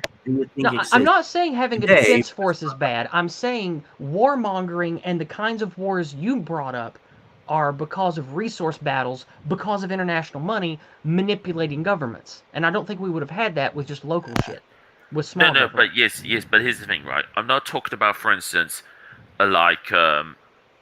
Syria and Yemen, stuff like that. Like World War II, right? Now, I've had this argument before with people. I would argue World War II would not have happened if the Brits finished the job properly in World War I. Now, obviously, many historians. Here's the thing. Many historians would argue I'm talking out my backside. But the reason I say that is because of my knowledge of how people act and also how people think. So, because the thing is, what I try and explain to people is, right, when you fight with somebody, right, in a war, there's two things you got to do. Ultimately, win the war, but second of all, to make sure you humble them so that when you beat them, they don't try the same thing twice. See, what I understand from World War II was that it's because we beat them too hard in World War One, and we had them paying massive reparations, and thus they would follow anyone who stopped that. Was my understanding. Your school books don't talk about the Weimar Republic or the degeneracy that fair enough. Yeah, sorry to interrupt, but basically, Zenn, what the thing was, right? The Brits were quite ruthless in terms of taking out the Germans, right? But the thing was, it wasn't the Brits that pushed the Versailles Treaty and pushed for the Weimar Republic. The Versailles Treaty was pretty much due to the French. That was purely due to the French, right? And the Republic stuff. The French. Yeah, it was the French, because remember, Versailles is a French city. Oh, it's actually a French city. No joke. Yeah, sure thing, Pomen. But what I'm saying is, right, let's say the Brits, let's say they went all in on the ruthlessness like we did when we had the big empire, right? And because the thing was, the Germans, right, their big argument was, where they got momentum for World War II was, they pushed this conspiracy how they were backstabbed by people within their country, right? They pushed this conspiracy where they were backstabbed, despite the historical evidence, right? Now, let's see the Brits went all in and properly humbled them and outright beat them. No compromise. We outright beat them. You're right? a horrible person. Yes, I am a horrible person, but guess what? I love Pomen. Thank you, Pomen. That was beautiful. You got to be cruel to be kind, as the saying goes. You got to be cruel to be kind. I agree, but again, that's why I don't like the fact that we then effectively created Germany into our vassals and demanded they pay us afterwards. Here's the thing: it wasn't necessarily the English fault, though. It wasn't necessarily the British fault. What I'm saying is, if we told the French to fuck off, and we politely, and we went much more ruthless against them, we would have humbled them to the point where they wouldn't think twice to attack. Yes. I mean, so everybody, I want everybody to listen. I want everybody to listen. Here is an eternal Anglo speaking. This is how they think. This is why you should never trust the Anglos. And I'm glad that I did you. Anyway, I think we've gotten off of our topic of employment and such. Sorry, I have to apologize. I love it when Pomen's on. He's so fun. No, but it's ridiculous. It's disgusting, and you don't understand your history. I don't like war at all, and I think that it's always bad. And not to think that creating the entirety of of Germany to be a vassal state under the English would not create future problems. I'm not saying I'm not saying we would rule Germany. What I'm saying is that we would humble them. The problem was that with the Versailles Treaty, and there was effectively ended with a ceasefire.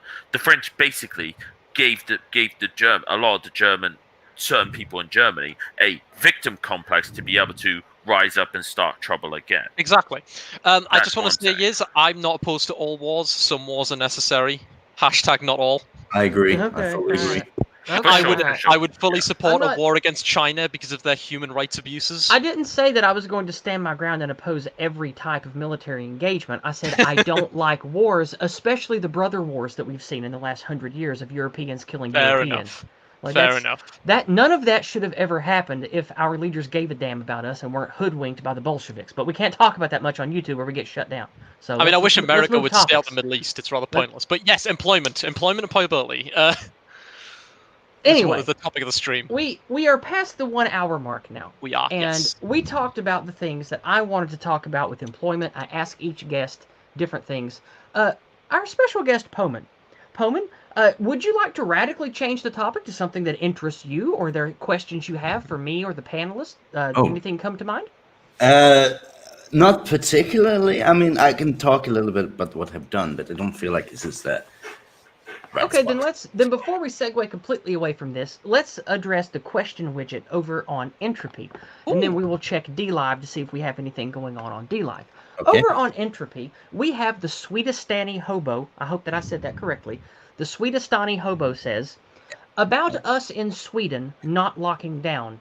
Personally, I think one of the major reasons for it was government fear of Muslim violence in response to locking down during Ramadan. What is your take on that? Entirely possible. That's an interesting take. Okay. That might. Sorry, what was that? Sorry, might have. I don't know how true it could be, but it's a very interesting concept to think about. I'll put it in the private chat, Kizza. Yeah, thank you. Yeah, there you go. There you go. Yeah, that's very interesting, actually. No, because we don't think very much. The debates have never been much about the sort of the minority population in Sweden, how they were handled. Because there are many interesting things about that. Most of the people who died were minority population, for example, and we just kind of ignore them, which is interesting. But it might be exactly this, not to cause outrage, and not to lose control over the area, even more over the areas we already lost control over. Especially Malmo. No, the multiple places. Personally, like Göteborg or where? No, it's not one city. It's areas within the cities.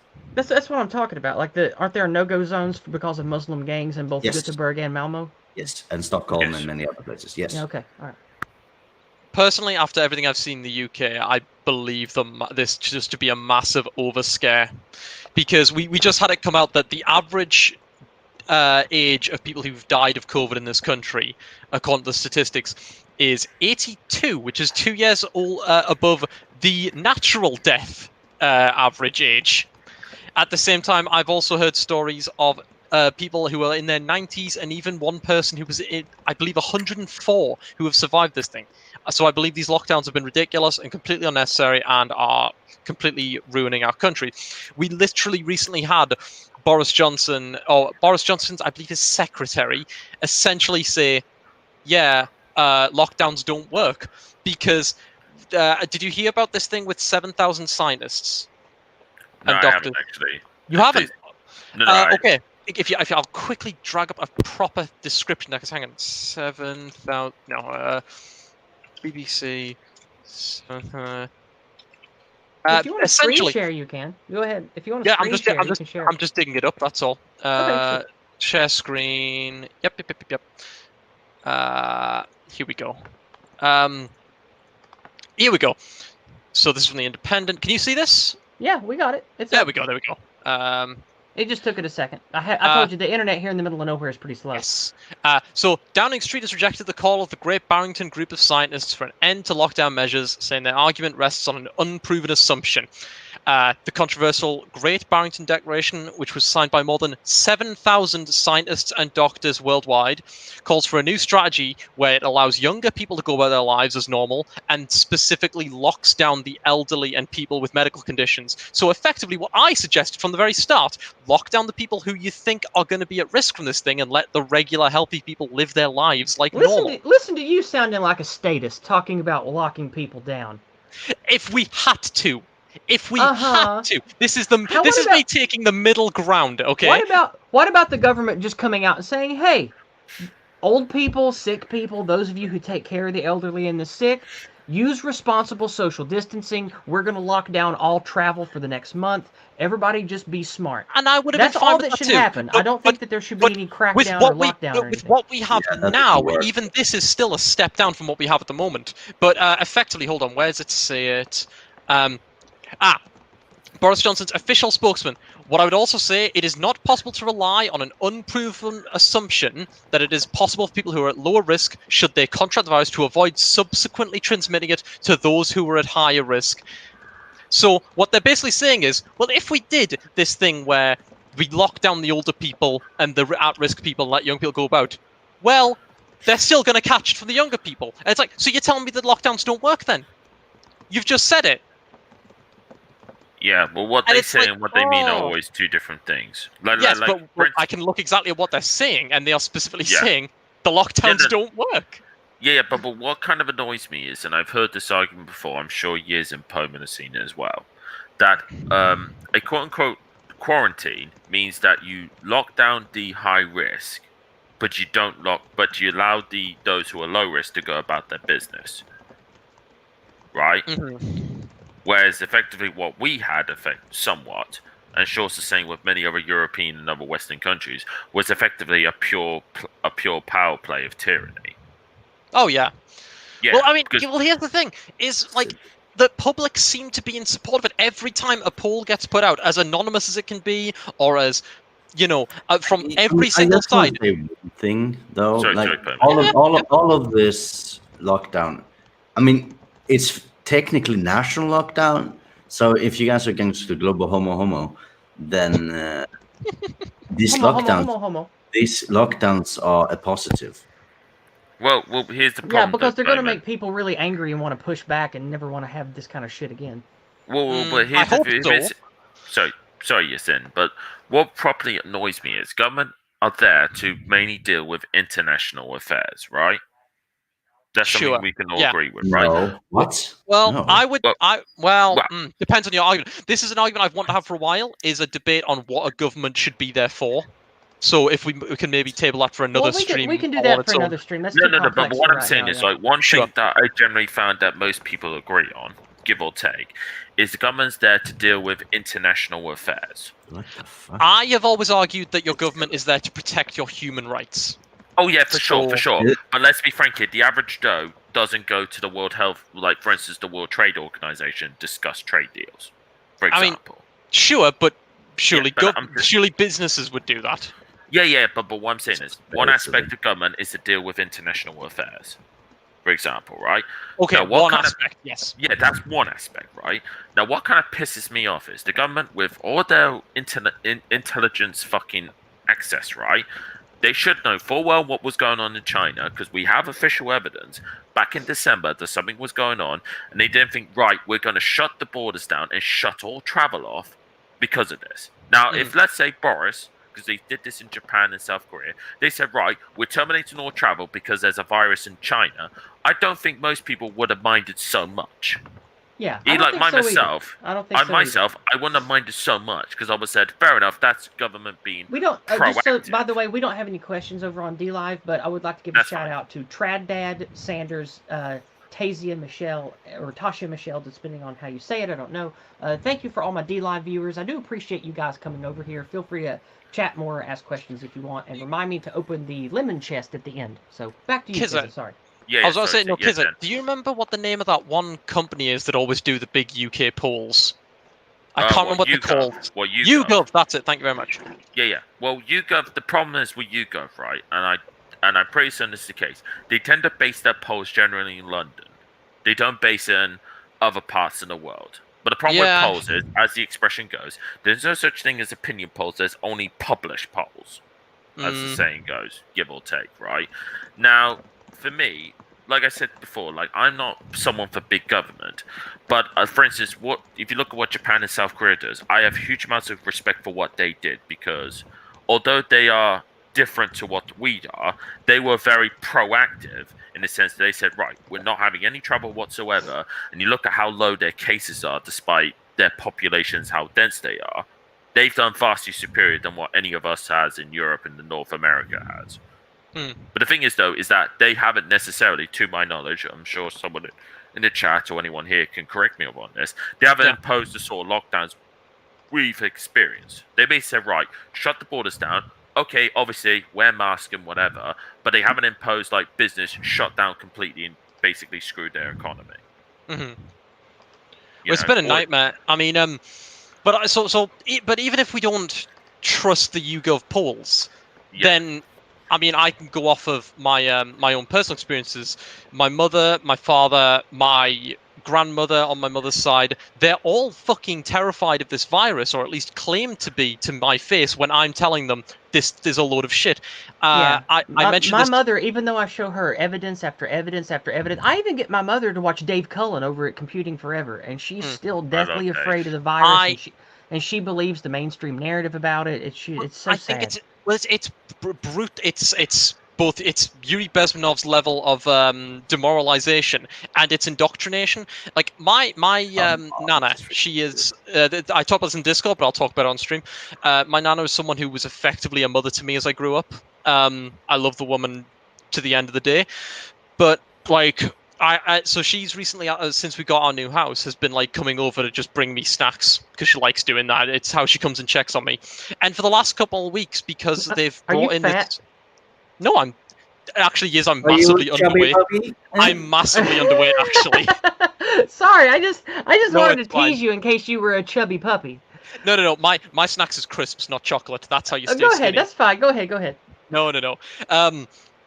But no, she ever since they've brought in these rules where it's literally illegal to come into someone else's house, she refuses to enter the building. And I tell her, Nana, you can come in. I don't care. No one in this building cares. This is a building where, like, we literally have to sign a thing where it says we don't have any cats or dogs, and I constantly see people coming out with dogs out of their apartments. People here don't care about the rules, but she does care. And yet, when she came to meet me, and yet when she came to see me, she gave me a hug. So she doesn't care about the virus. She's just been completely indoctrinated by the government rules and seems to believe in this kind of shit. I don't think that's true. I think she just loves her son more than exactly. She cares I was about to say that. Yeah, one thing I will say is during the whole when we went, because at my work, right, when we first went through the first lockdown stage, when they started doing lockdown, right? Yeah. My nan, my great uncle, and a few pensioners, which my nan lived by, right? Me and my family went out of our way to do all their shopping for them for like 2 months.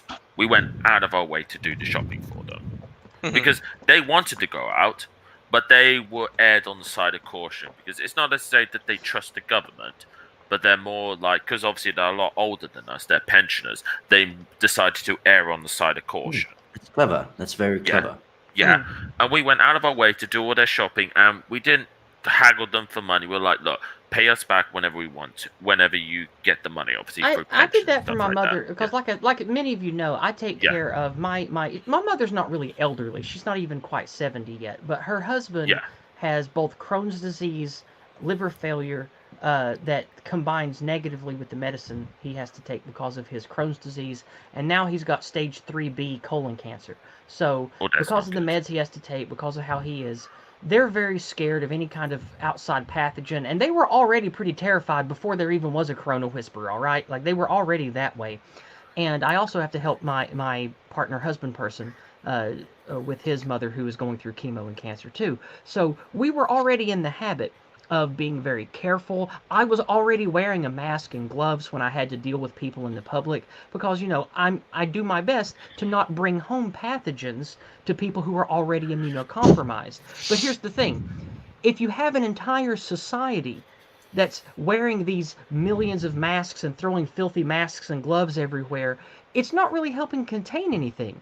It's just going through these needless steps for no reason. I don't really think it's helping at all. It's only creating more health problems and creating some type of system of fear and obedience that I think is an overall negative. And it doesn't really look like it's helping people anyway. Like, it seems like the corona numbers have dwindled down to almost nothing, no matter what anybody's doing anyway. Yeah. Well, it's ridiculous. And the level of measures that they're bringing in are increasingly just stupid. I mean, Yizz, have you heard what they're doing in this country, or? Well, I hear some, but share whatever you like. Okay. Pubs now close at 10 p.m. It's been instituted in law. It's getting worse. No, it's getting worse. In Scotland, pubs are now closed permanently. Well, 6 p.m. Well, they say 6 p.m. No, isn't it just complete shutdown? That's what I've heard. No, from what I heard, there is like a quote-unquote so-called alcohol ban. Yes. But then again, I've heard this from Iconoclast. But the problem is, though, as he pointed out... Good old Iconoclast. I feel bad for him. Oh, don't. I feel sorry for him myself. But, like, what he pointed out was, who's to say this won't stop people going to the freaking local Tesco's or whatever, buying lots of alcohol and getting, like, basically become alcoholics in their own homes. But this is the point. It's like, this is literally just going to push people out of the pubs where they've already instituted massive... Let's be honest. If they buy and drink at home instead, they save a lot of money. Because pubs are very expensive. That's what I do. But regardless... But the thing is... So good. If we're talking about safety measures, these pubs have literally spent like months making sure that they have like social distancing rules and big plastic screens to keep people social distancing, and now people are just going to go to house parties, and they think that this is a solution, and it's not, and it's ridiculous, and it makes no sense. Well, actually, this is kind of what frustrates me with the whole lockdown rules is that there's so much hypocrisy of the lockdown rues, right? Yeah. If the government was serious about the lockdown rules and about social distancing, so on and so forth, right, you wouldn't have all the bloody protests the anti-mask protests. Yeah, I can understand why they're protesting, right? And you saw the way the police attacked them, right? Yes, it was horrific. But then you see all the BLM and Antifa protests. Oh, yeah. not a single condemnation whatsoever, but especially from everyone's favorite mayor. Cough, cough, not really. But then, like, there was the whole thing in, like, I think it was in Manchester, where a bunch of non-Brits, quote unquote, were all fucking celebrating an Independence Day of a country in a Middle Eastern or African country, and they're all happy in the streets. I didn't hear about that. Bloody hell! No, it was called I think it was called Afghanistan or Pakistan Independence Day. Oh, I think Is that what you were talking about in Discord the other day? No, I don't remember bringing it up, but it was something that happened about a month ago. And then you have all these people, quote unquote, celebrating in the streets, or not even social distancing, not even wearing masks. The police and the government, or the local politicians, didn't say a bloody word. No wonder I didn't hear about it. Well, I would like to quickly comment on something I saw in the chat about Sadiq Khan. Sadiq Khan is, in fact, a jihadist. He is part of the silent jihad Taqiyya. He is an enemy of the British people, and he should be arrested. Okay, carry on. Well, yeah, yes. But to be fair, yes. But this is what frustrates me. Is like, no. If you're gonna have these rules in, even though they're completely illegal, like the original COVID lockdown rules were founded to be illegal, because a guy who I follow, Crime Bodge, seriously, he does brilliant work in this. Right? Is that on Twitter or YouTube? No, he's on YouTube, right? Okay. He did brilliant work explaining how the original COVID lockdowns were unconstitutional because they tried passing some legislation very quickly as like an amendment and an update towards the 1984 Public Health Act. Yes, that's the one. Cheers, Zenn, for posting the link. But what happened was they didn't properly process it through properly. So when people had the COVID lockdown fines, when people went to court and basically didn't pay and said, no, this is a violation under the 1689 Bill of Rights, it basically got thrown out. Ridiculous. Yeah. But what annoys me now is, I'm not sure if you saw, not with the latest protest, but there was another protest when, like, there was like 4 protests going off at the same time. Was it Extinction Rebellion? Oh, Piers Corbyn, yes. Yes, Piers Corbyn, the brother of Jeremy Corbyn, he got picked out of a crowd and got fined 10 grand. Yeah. 10 grand. God. No. £10,000. And if I was Piers Corbyn, I would straight up not pay it off and go like, no, this is a blatant violation of the 1689 Bill of Rights. Because under the 1689 Bill of Rights initially, if you get fined, you have to pay it if you're prosecuted in court. Whereas if they tell you to pay it and you refuse, they technically can't do you for it because of the 1689 Bill of Rights, which is why in the United Kingdom, when we have parking, for instance, they call it parking penalties, not parking fines because of this law. Because you can't fine someone without it going through court. Exactly, because of the 1689 Bill of Rights. Yeah. Now, the problem is, if it's a penalty, you have to pay it. Because specifically penalty. But if it's a fine, you could reject it. You could literally say no and take them to court over it, and you will win. Although I'm not sure with the latest rules, they've got around those rules. But like I said, it just makes me laugh. You have blatant violations to all this stuff, and then problems with lots of people. They're not educated in the law. Now, I'm not calling myself an expert. No. But they're not educated in the law enough to realize how the state's screwing them over. Absolutely. Because, for instance, one aspect which annoys me is, I would argue many, like for instance the road, the congestion charge like you have in London, that technically is that's illegal because that's technically a double tax. Under UK law, you cannot be double taxed. Same with the inheritance tax. That's technically a double tax. I would like to change the subject because I find this quite droll and I'm sick of it. Sorry, we're going into British stuff. I would like to talk to Pomen. Pomen, without revealing exactly where you live, I live in the best country in the world, Swedistan. Yes. No. To be fair, I do like a lot of this about Sweden, and I like every Swede that I've met online, which is only 3 so far, but I like them all. But when it comes to where you live in Sweden, yes. Do you have any conflict or troubles in your daily life of going shopping, going out for a drink, going to visit that nice place you told us about earlier? Is there any impediment to your life or your business that has come up in the last 6 months from the lockdown nonsense stemming from outside your country that you've noticed? From outside my country? What do you mean exactly? Like I don't know, like maybe there's a particular English product that you like to purchase that comes from England, and like sugar butter that AA would talk about. Hmm. Has there been anything that is affecting your daily life or your shopping or your business or your occupation or whatever? I mean, early stages, yes, So because even past that, though it's minimal, you are starting to feel it over there. not anymore. It's not affecting me anymore. Early Oh, okay. stages, we didn't have any pasta. God damn it, pasta. Really?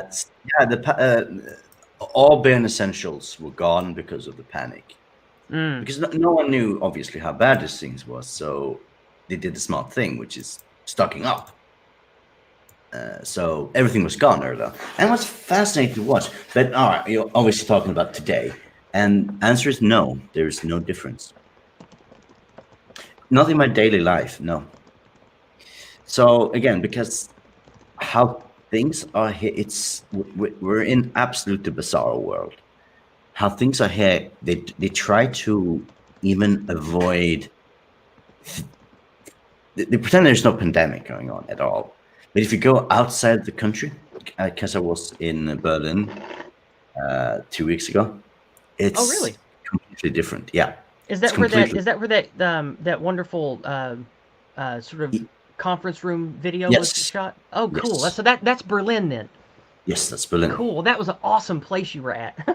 Here, I'll go Yes, ahead and shield that video. I've got it open somewhere. Let me shield that for you. yeah, sure. Why not? See how Okay. many. I won't mention what it is. I Sure, want sure. people who are smart to find out to understand what it is themselves, where it is.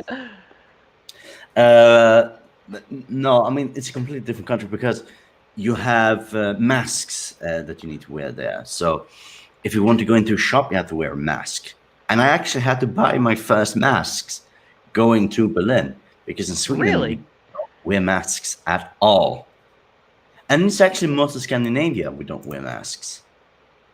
So it's always this fun joke when it comes to Scandies dealing with the pandemic. We don't like America shames the people for not wearing masks, and we're like, yeah, I hope they don't look at us No, because I think enforcing mask wearing is really stupid. I I mean in certain areas, let's say there's a lot of folks, old folks, or maybe there's a larger gathering, I could understand wearing a mask. And I had to say, I did feel like I felt it was really weird having it most of the time in Berlin, especially when it's not a lot of people. But there were times where there were crowds. And I genuinely actually felt a bit cleaner wearing a mask in large crowds. So, large crowds, yes, most of the time, no. So, I should say, always have a mask with you, but don't really. No, you don't have to wear it really. Well, I mean, my case, I mean, when I go to work, we have to wear mask or face shields. So, and if you're getting on public transport, you have to wear a mask regardless, or they won't let you on. Yeah, I we finally don't have found that. that. Not I really. finally found the video. I'll put it in the chat for everybody. Not really, because Hey. I simply say medical exemption, and they won't question you further. Well, yes, but some places will demand like evidence, but not all. But there No, are. it's illegal to demand evidence. Yeah, they can't Oh. do that, dude. They can't do it in the UK and they can't do it in America either. It's Yeah, called yeah, TH. Gotta love the bloody pampering of the disabled. You literally can't demand it, so all I have to do when I get on a go anywhere is I just go, I've got asthma, and they won't say a second word to us. Well, yeah, because like I'm not sure if you've seen that video that Iconoclast posted the link to. I don't follow Some guy. Iconoclast. No, but it was on his Telegram where I don't have Telegram. there was a guy from I think it's BBC Scotland who was harassing people who went into a shop, like a petrol station shop in Scotland, just harassing why they went in without wearing masks. Well, even that though it guy's has those- probably breaking the law by like harassing people, which implied would have like disabilities, effectively. No, but obviously reporters get different laws. You know how this thing goes. Like for me, I have my own go-to-work mask which I use outside. But if I'm going to work and I'm going on the bus, I just wear a regular mask normally. But like for me, it's not a question I'm agreeing with the law. It's just a case of, well, with work, I'm getting paid there. So if they say you got to wear a mask that they provide for you, you got to wear it regardless, or they can fire you. Well, for the record, that's why I've not. That's another reason I've not been looking into getting another job. Fuck that shit. No, but like because of my work, because I work in like a factory. There's like, you know, we're all super close to each other, and like there's been about 50 people which have gone down for COVID stuff. And to be fair, it's like, at least with my case, because I am technically contract even though I'm probation, if I were to go off with COVID, I would still be covered for the most part. Whereas those are agency, they basically get paid sick pay, which is basically next to nothing. You know, and like this is what kind of pisses me off about this whole thing. It's like, for fuck's sake, you could have drastically, because people talk about, oh, well, it's all about saving lives, and I'm just like, okay, if you're really that serious about saving lives, why aren't you taking the most obvious options that would drastically reduce the likelihood of people dying? Yeah. You know, like shutting the borders, perfectly fine. So let's talk to Pomen some more, since he's our special guest. Pomen. Yeah, I mean, I've been very quiet this podcast. Sorry. Well, I mean, it's. I would like to talk about whatever Pomen would like to talk about now. We're 90 minutes in, and Pomen has been a good sport. He's let. I'll get the links back in. He's let the arrogant drunk Brits talk a lot, and I mean, that's a common thing with these blokes. And I'll raise my hand on the arrogant one. Aye. That's all right. So I I believe Pomen's mean, come to expect that from the Eternal Anglo. At least we don't have the Eternal Anglo is the worst one here.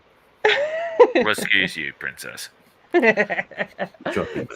Pomen, is there a topic or something you'd like to talk about that's going on in your life, or something on your channel? Anything in particular you'd like to discuss for a while? I mean, I've had quite a few podcasts recently talking about political activism, what to do, what to things, but I'm tired of those topics for the moment. Okay. Because when it comes to political activism, what I tell the people is think locally. Yes. Because many people in this world, I mean, they come to me asking, what can I do in my life? And I'm like, you can't change the entire world. You're one person. But what you can do is change your local area. You know, get the people around you. Look for the organization and infrastructure that is in your local area. Learn how it works and influence it. If you want actual change around you, that's how you do it. And if you have more control over multiple areas, same type of idea, that will then influence a region or a state. Definitely.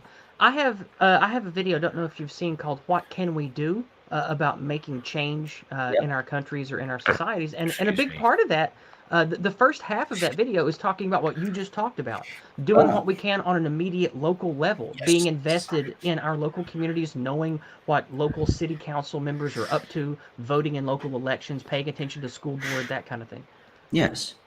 And also understanding one thing, that while most right-wing parties today are populistic, it's actually would be a good thing if we try to remove ourselves from populism and actually influence people who are influential. Teaching these people who have a say in society what the truth is and giving them a solution to change. Because, I mean, a lot of the problems today, noticing and talking to a lot of people, it's populistic based, which means it's usually one charismatic leader who changes everything. So in Europe, we have Farage. It's not really that right wing, but let's take Farage. A good example is usually Wilders. So it's the Netherlands right wing party. The entire party has 14%, but it's only Wilders. Genuinely, he has built no infrastructure underneath him. There's nothing underneath him. It's just, if you vote for me or if you vote for my party, you're voting for Wilders. Yeah, I'm not gonna lie. One of the most, again, demoralizing things in politics is realizing how much charisma matters instead of the ideas. It's depressing. Yes, and we need to change that. Or try to change that. Because populism is not the way forward. It's a way to rally people. But now you have a large chunk of your population sort of rallied in one direction, but you haven't given them a solution. You just you're just rallying them. Yeah, You're not giving them solutions. Populism is the cement, but we need bricks. Exactly. Well, yeah. The issue I have is like, yeah, populism is good, but the problem is if you try to suggest to people actually tangible solutions, and I'm not talking about ideological solutions. I'm talking about very realistic, tangible solutions. A lot of people don't like it because it involves hard work, and people don't want hard work. People just you want don't someone need to them wave. then. No. But what I'm saying is, a lot of people, mentally speaking, a lot of the normies, just want someone to wave a magic wand or rub a lamp with the genie and everything to be fixed. Yes, they want an autocrat. Yes, but yeah, they don't have an autocrat. Yes, and but yes, I mean, yeah. The point of influencing influential people is that these people who seek an autocrat, they can get it in a sense that, not in the sense that, well, in the sense that he doesn't have to do it. He's a worker. He should focus on him. But us in the right wing, our influential, like what we should spend time on, is not the man who wants an autocrat who's a lazy fucking piece of shit, not worth my time to talk to in the first place, but the man who has influence over this man. So the man can, if the man doesn't fucking care and he wants his society to be destroyed, fine by me, but I'm not going to do that. And I know a lot of people above him, who's not a lazy son of a bitch, knows what to do. So what the populism did, they got the lazy fucking piece of shit man to vote for him, but that's it. No, I don't want the lazy man. I want the men who have high agency, who do changes, who knows what the fuck they're talking about, to look at our ideas and agree with them.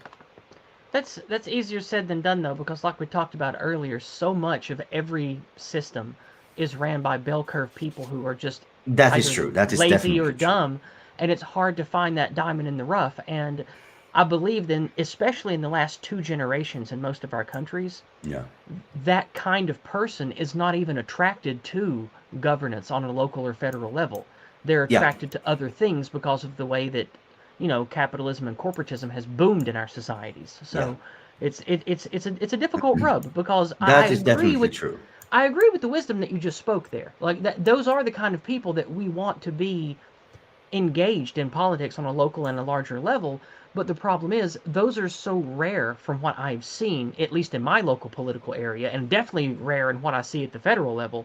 I just don't know if that's going to be something that is worth the time. That's why I've started focusing on what you might call populism, but just appealing to the masses to try to get a general rekindling of nationalism sparked in regular people, is because I feel like that's about the best thing that I can do to make us have a safer, better future as Europeans, is to just try to get people to be a little more red-pilled and to start having a little more racial consciousness about things, just to try to have a little more ethnic national unity than we have, because we've become so disparate and so spiritually broken. I think that what I'm doing is about the best I can do with my time and efforts to help us heal and have a better future. I mean, you're still actually doing something, which is true. More than most. I'm just small. I'm just small. Yes, but I mean, you're small, but what you're doing is actually larger in the grand scheme of things. Well, I'd like to think so. Like, I talk to people at my mother's church. I talk to people, when I used to work a lot. I try to get people, like, and I'm not like all Alex Jones tinfoil hat about it. I don't like walk up to people at church and be like, let me tell you about the globalists and the poison in the water. Like, I'm not like that. But like, I do talk to people in my daily life about the general things about anti-whiteism that we see from corporates and from the corporation and the media stuff. I'd let people know about the dangerous local and federal statutes that they should contact our local politicians and say, hey, we don't want this, don't do that.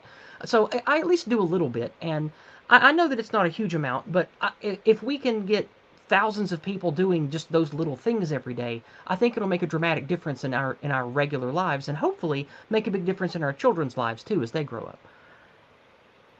Yeah, and the thing is, we need 1,000 of Jesus out there. Yeah. 1,000 Jesus would do so much. Yeah. Like I always said, I could get a lot done if there was 1,000 of me. But unfortunately, I just got the one to work with. Yeah. Hi. But there are multiple people, I mean, also influencing people here, for example. While it's not all too many, it's still if you get more people to do what you do, that's great.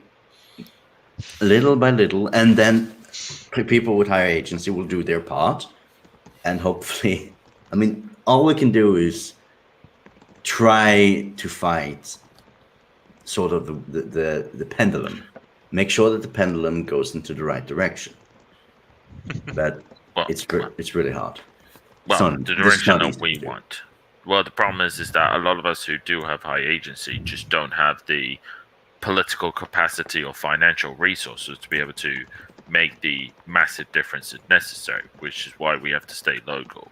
We can't be like someone who's got lots of money connections just to wave in like a hurricane and just rock the boat. Well, Trump's kind of been doing that. Well, that's true. But to be fair, Trump's a billionaire, and also he's been in the psyche of the American public for like the past 30 or so years. You think you're in high agency, man? No. What I mean by that is as in someone who's got principles. That's what I'm referring to. Okay. Like, I'll be honest. Any one of us, I would trust more so running this island than anyone in Parliament right now. There are backbenchers that are doing what they can, but there's so few of them.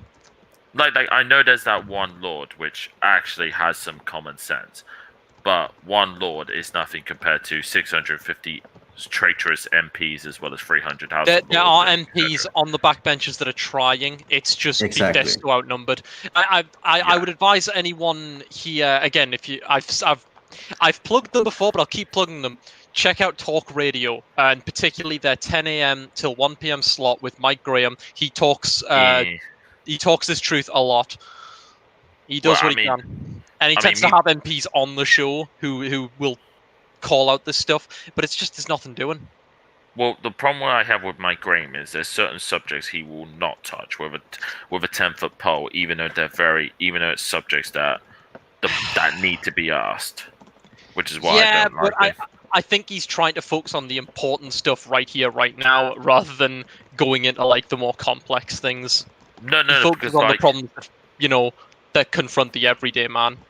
No. But I don't want to get onto that topic. I just thought I'd give that quick plug. No, but like, for instance, what annoys me is like a few people rung up and brought up the topic of demographics, and like he basically throws it away. I'm like, Mike, demographics is not something you can throw away under the carpet. This is something people will want to discuss because it's fundamentally important. You can't claim this is not important when demographics is ultimately. But talking about like right-wing people, what's your guys' opinion about Dominic Cummings then? I don't like him. Like seriously, which one is Cummings? There's so many pricks in that bloody building. He's the bald one that got into trouble because he broke lockdown rules to throw his children into like his parents' house or something. Him, yeah. Did he actually draft these rules? Well, here's the thing. He's the main brain behind Boris Johnson getting into government. Yeah, I was about to say, isn't he more like a Brexit advisor than an actual... And I'm guessing you guys don't like Boris Johnson. No, he's a clown. He's an absolute clown. Okay. I did before the lockdown happened. I voted for him. Come on. Who do you vote for now then? Who would you vote for now? No one. There's nothing. That's where I vote for a while. I was a staunch member of UKIP for a while, and then they imploded because of idiocy. I would argue UKIP imploded because Farage ran away before the job was done. But then only caring about charisma is idiocy. That's my point. No, but like for me, what frustrates me more so is the fact that UKIP. The problem is that like it's like when the whole thing back in 2015. What annoys me most of all is the fact people say, oh, people should vote Tory because they'll offer the referendum, and I'm like, why on earth would you trust the same party who took us into the freaking European Union to begin with? Why would you trust them to take them out? Because it's not the same people anymore. Yeah, it's been 40 years. No. Even if it's different people, the game remains the same. Like Boris Johnson, people say, oh, he's a Brexiteer. No, Pomen. You laugh, but he's not a Brexiteer. He pushed for it. No, Zenn. Let me explain. If you look at his record, as well as his history, he's one of the biggest Europhiles you'll ever meet. Really? No. There's a video. No. There was a video of him wanting Turkey to join the European Union back in 2011.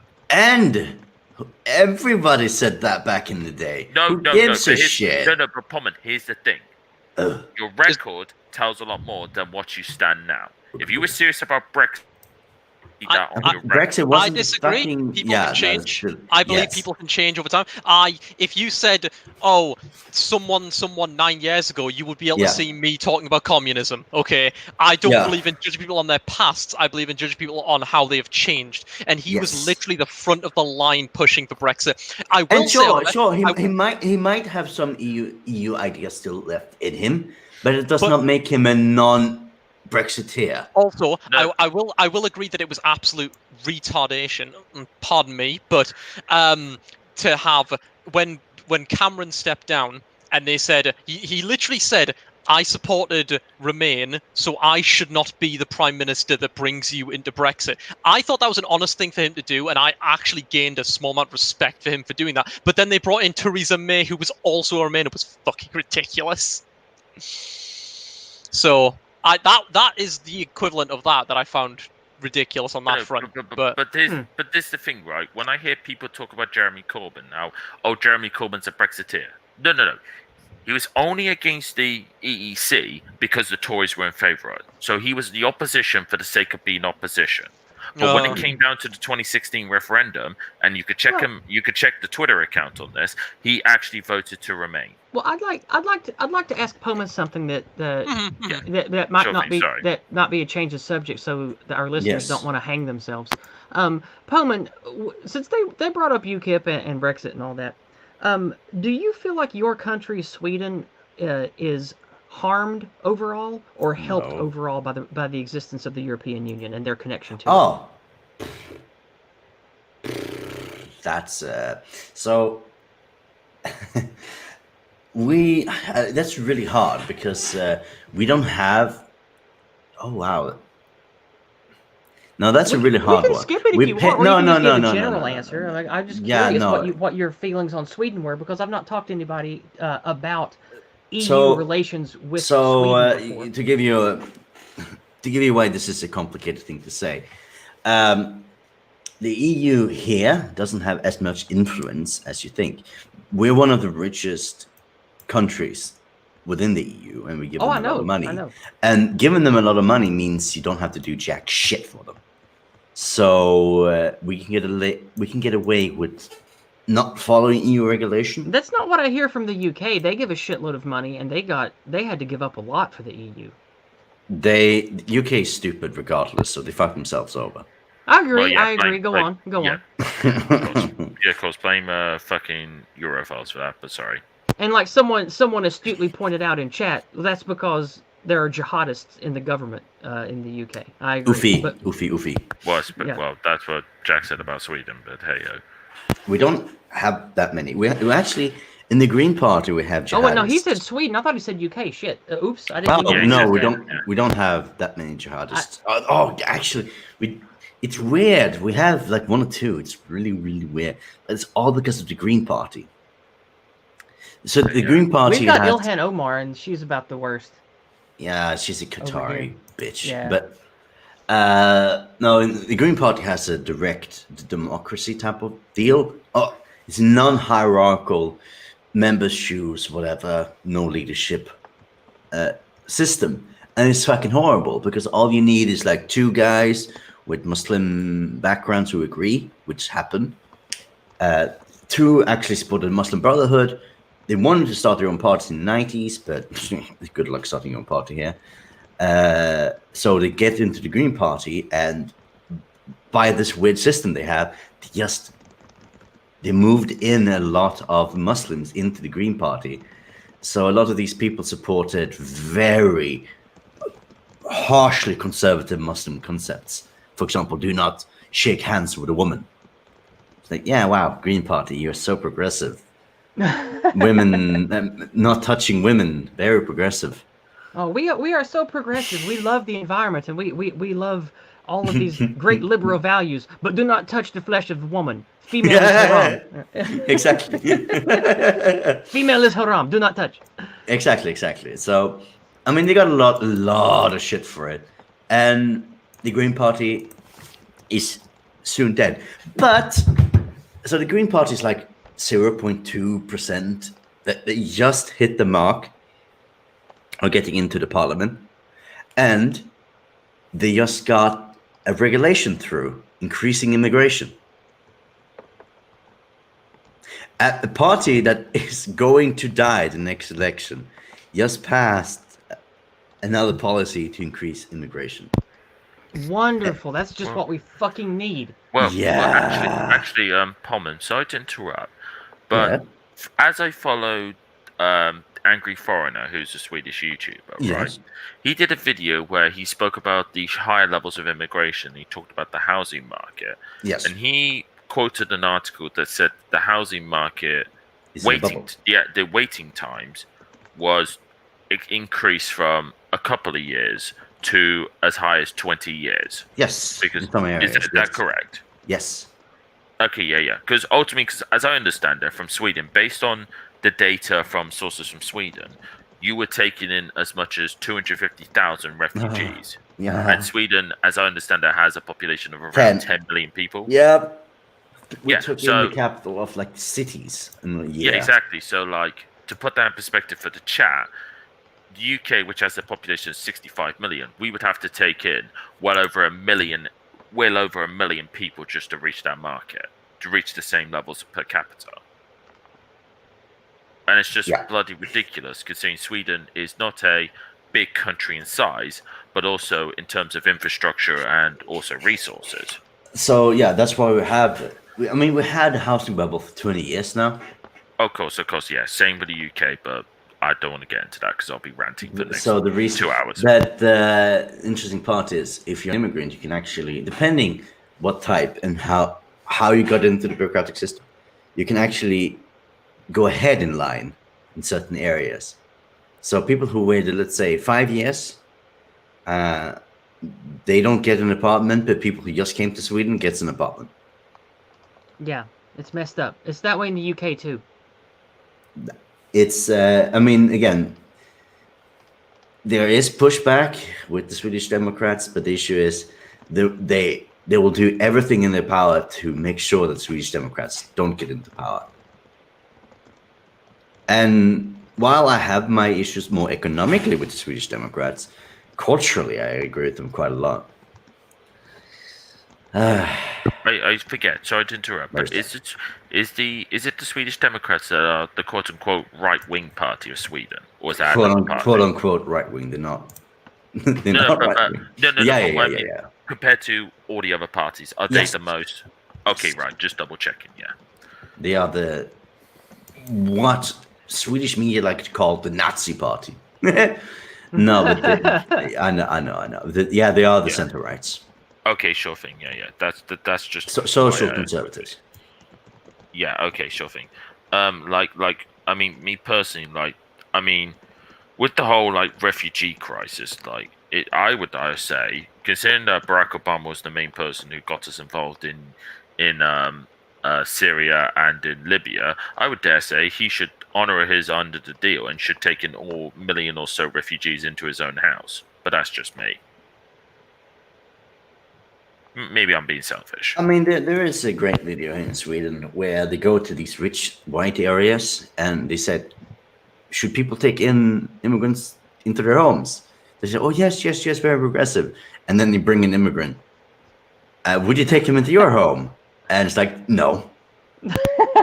Well, yeah, actually, it reminds me of a little clip I saw explaining socialism in 20 seconds. Whereas guys outside some rich, very rich house is saying, oh, I'm not a socialist, so I don't think people should care for the poor. And some beggar comes along and says, could you spare some change? And he tells them to F off. Yeah. That's basically, that's like every communist ever. Did I miss anything, or? No. We all got $1 million each, and we got the wisdom of life, the meaning of life, and lies. There is no meaning to life. Now we're getting towards the end of the show, because at the 2 hour mark is when I usually like to do super chats and talk to the community. Unfortunately, we have completely skunked out today. Not a single super chat, not a single paid message, not a single PayPal donation. Big sad, but it happens. It's been a complete goose egg this week, and that's okay. Since we are at the 2-hour mark, though, I would like to bring up we have had a wonderful time, and we always like to thank our special guests for coming on. I know I'm a small channel, and people don't get much out of visiting my channel, but I do hope that you've had a good time and you've enjoyed yourself here, Pomen. Have you enjoyed the time today? Have you had a good time? Meh. Okay. Meh. I think it's I want more one-on-one with you, Yizz. I think that would okay. All right. serve a lot better. Then we'll have a healthier one-on-one conversation at some point in the future together, and it could be on both of our channels, or just yours, or just mine, or whatever makes you happy. Yeah. And thank you so much for taking your time to come and listen to my drivel and answer my silly questions. I appreciate that. And of course, thank you to my co-hosts for coming to be a part of the conversation as always. I appreciate it. And thank those of you at home in the chat. I always appreciate it. Thank you, Exoset or Exoset over on DLive for your diamond donation. I'm going to go ahead and click the treasure chest over on DLive. So everybody go ahead and get ready for that. I'm going to click it now. Yay. Here we go. So get ready for that over on DLive. And of course, thank you to everyone for sharing the stream and helping me grow.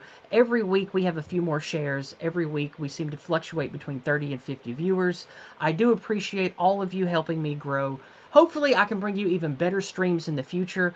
And thank you all for everything. And we will see you all at the same time next week. And definitely pay attention to my social media.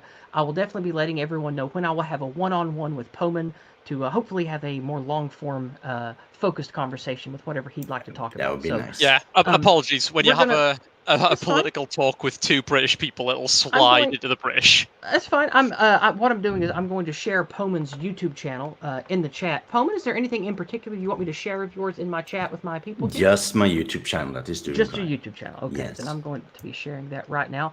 Please go check him out. He's a smart man with a lot to say. He's got a lovely voice. I've enjoyed listening to him, and hopefully you will enjoy him and his content as well. And enjoying my funny bands. My co-hosts, Kizza, Zenn, anything you want to plug or shill while you're here? I actually already shilled in the chat my Twitch channel. I stream at 10 p.m. British time, so that's an hour from now, every night except Friday night and Saturday night. Those are my nights off. So whatever it is, an hour from now, that will be when I normally start on a Sunday night all the way through to Thursday. I'll be starting Dead Space. It's the month of October, so we're doing spooky games. So if you enjoy seeing spooky games, come check me out. Yes. All right. And as for myself, I mean, I'm just Yizz's co-host, but I did do a great video with All-1 on his stream channel, The Ends Justified the Memes, where I was a guest, and hopefully everyone could check him out and also give him a sub, but also check out the topic we talked about. I was going to listen to that the other day while I was doing some work, but the audio's really low, and the headset that I have couldn't jack up the volume high enough to hear it properly, so I unfortunately missed out on that. But I will share the link. But yes, because we talked for like nearly 2.5 hours, and I do plan on doing a round 2 about a subject which I do hold personally, but ultimately it's about scheduling conflicts. All right. Well, I'm going to be sharing that right now in the chat. So. No worries. Yeah. And again, go ahead. Actually, Twitch is basically a gaming website.